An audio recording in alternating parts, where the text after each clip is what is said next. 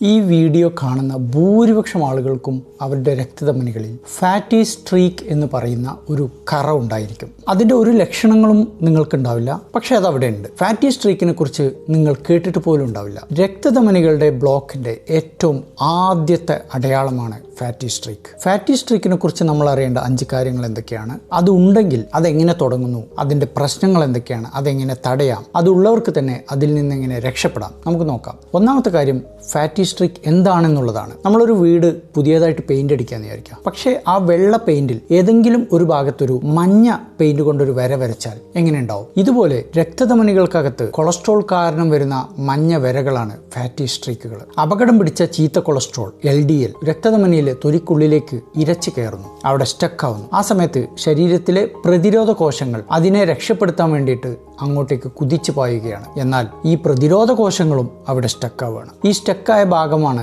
Fatty സ്ട്രീക്കുകൾ. ഏറ്റവും പ്രധാന കാര്യം, ഈ കറ മാത്രമായിരിക്കുന്ന സമയത്ത് ഇത് ബ്ലോക്കുകളൊന്നും ഉണ്ടാക്കുന്നില്ല. രണ്ടാമത്തെ പ്രധാന കാര്യം, ഫാറ്റി സ്ട്രീക്കുകൾ രൂപപ്പെടുന്ന പ്രായമാണ്. അതാണ് ഏറ്റവും ഞെട്ടിക്കുന്നത്. സ്കൂളിൽ പഠിക്കുന്ന സമയത്തും കോളേജിൽ പഠിക്കുന്ന സമയത്തുമാണ് ഫാറ്റി സ്ട്രീക്കുകൾ രൂപപ്പെടുന്നത്. അതിൻ്റെ കാരണം ആ സമയത്ത് തന്നെ നമ്മുടെ ബാഡ് ഹാബിറ്റുകൾ തുടങ്ങുന്നുണ്ട്. ഭക്ഷണത്തിലാണെങ്കിലും ചിട്ടകളിലാണെങ്കിലും പാരമ്പര്യമാണെങ്കിലും. എന്ന് വെച്ചാൽ ഹാർട്ടിലെ ബ്ലോക്കുകൾ തുടങ്ങുന്നത് 40-50 വയസ്സിലല്ല, 10-15 വയസ്സിലാണ് അതിൻ്റെ അടിത്തറ പാകുന്നത്. മൂന്നാമത്തെ കാര്യം, ഫാറ്റി സ്ട്രീക്കുകൾ രക്തധമനികളിൽ എവിടെയെങ്കിലും ഒന്നും സംഭവിക്കില്ല. അത് രക്തധമനികളിലെ ചില കൃത്യമായ പോയിന്റുകളിലാണ് വരിക. നമ്മളൊരു പുഴ ഉണ്ടെന്ന് വിചാരിക്കാം, അത് വളരെ ശാന്തമായിട്ട് ഒഴുകുന്ന ഭാഗങ്ങളുണ്ട്. പക്ഷേ ആ പുഴ പാറക്കെട്ടിൻ്റെ അടുത്ത് എത്തുമ്പോൾ, അതല്ലെങ്കിൽ ഒന്ന് വളഞ്ഞു തിരിയുമ്പോൾ അവിടെ ഒഴുക്കിൻ്റെ സ്വഭാവത്തിൽ മാറ്റം വരികയാണ്, ശക്തിയേറിയ ഒഴുക്കുണ്ടാവുകയാണ്. ഇതുപോലെ രക്തധമനികളുടെ വളവും തിരിവും ഉള്ള ഭാഗങ്ങളിൽ, ബ്രാഞ്ച് പോയിന്റുകളിൽ ഈ കറ പെട്ടെന്ന് രൂപപ്പെടും. പ്രധാനമായിട്ടും ഹൃദയ രക്തധമനികളിൽ, കഴുത്തിലെ രക്തധമനികളിൽ,